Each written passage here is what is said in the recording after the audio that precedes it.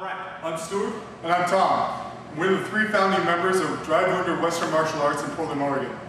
Our focus of studies is the 14th and 15th century German school of martial arts. Drei Wunder is a group of independent historical martial artists and scholars with a primary focus on two major books, the Lindholm translation of the Sigmund Ringex's work, along with the Codex Wallerstein. We're dedicated to an alive training curriculum that is really focused on building the fundamental characteristics of historical and modern martial artists. So, in this series of videos, we're going to be showing you some of the very basic drills we've put together in order to learn and teach the German system of longsword fencing. But before we get into that, I'm going to talk for a while about some of the modern ideas that have influenced how we train and how we drill, and that aren't explicitly stated in the historical manuals.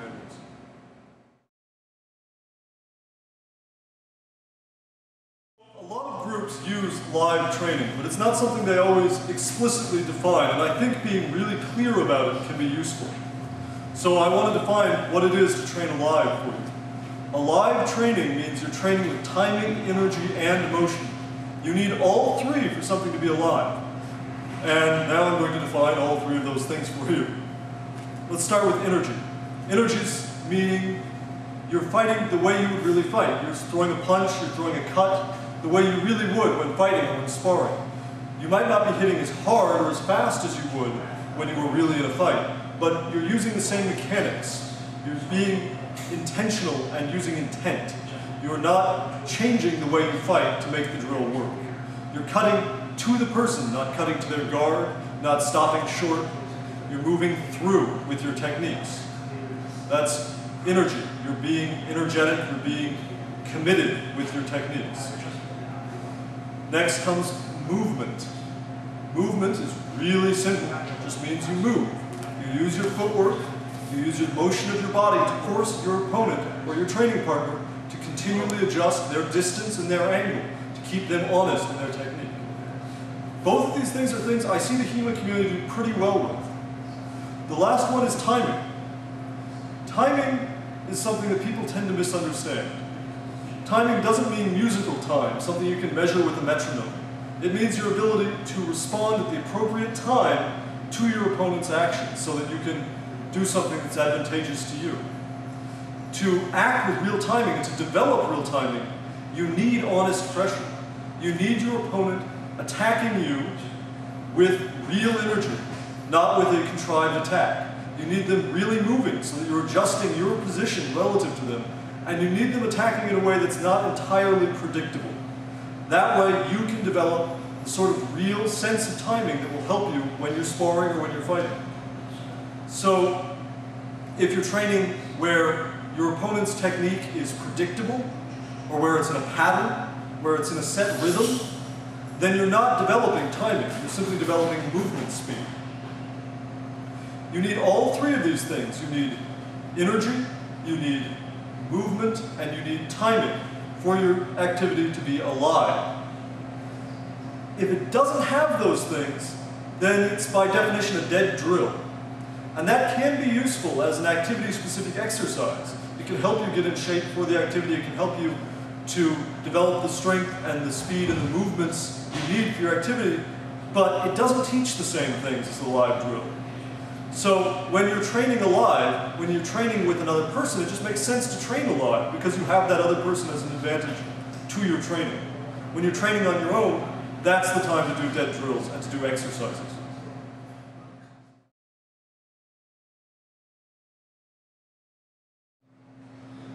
If aliveness is the best way to train, then how do you train with aliveness?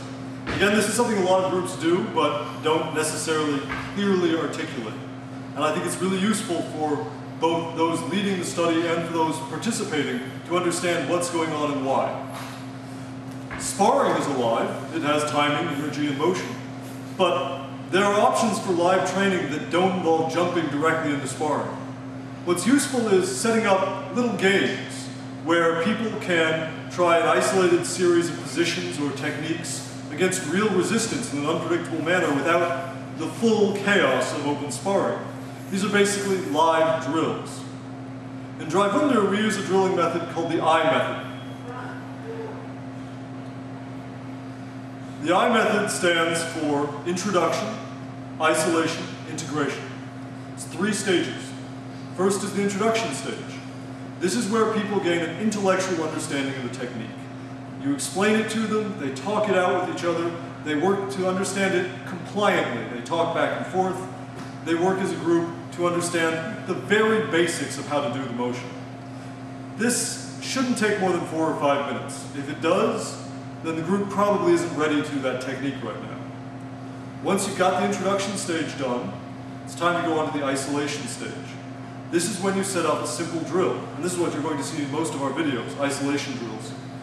These drills limit the techniques or the range of positions or the goals of the fighters, but they're able to do them with resistance, with timing, with energy, with motion, so that it's unpredictable and they get a sense of how it will work in the chaos of a fight. That's the introduction stage and the isolation stage. The last stage is the integration stage. Very simple. That means sparring. They've learned the technique intellectually, they've learned how to pull off the technique in an unpredictable environment where the other person is trying to stop them, is resisting them, is giving them real pressure.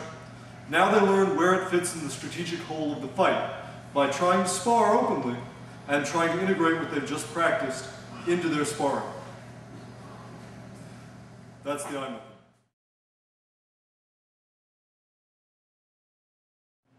We in Drei Wunder use the I method to focus on the fundamentals of the German fencing tradition. And when I say fundamental, I mean something very specific.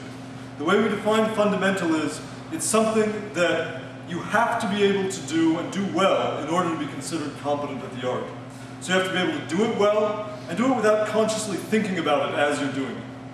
That makes it fundamental. The other thing about fundamentals is that they are those things that everyone, regardless of body type or personality type or personal style, will do in broadly the same way.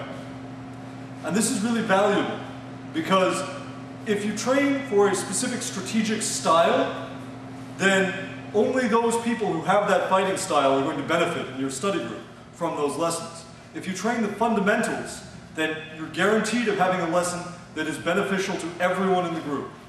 And they are still free to learn their more style-specific elements of the art on their own. And that's important too, because one thing we've noticed in our group, we started out training as peers on our own, and we learned fairly slowly. When new people joined the group, they learned faster because we told them what we'd already figured out. But they didn't read the manuals as enthusiastically as we did, because some of them assumed that if it was really important, we were going to mention it sooner or later.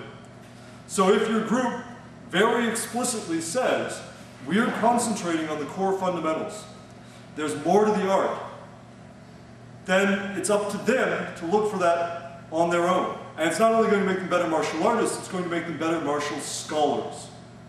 And that's our goal. Just like the material we're training comes from the historical manuals, the way we train isn't something that we in Drei Wunder made up for ourselves. If you want to know more about aliveness, you can look at Aliveness 101 at blogspot.com. Also, while we're here, I want to thank the people at Nemesis Jiu-jitsu for giving us the use of their facilities for training. Thank you, guys. Please watch the rest of our videos on basics with the German Longsword on YouTube. Try those drills out for yourself and let us know what you think. Thank you very much for watching.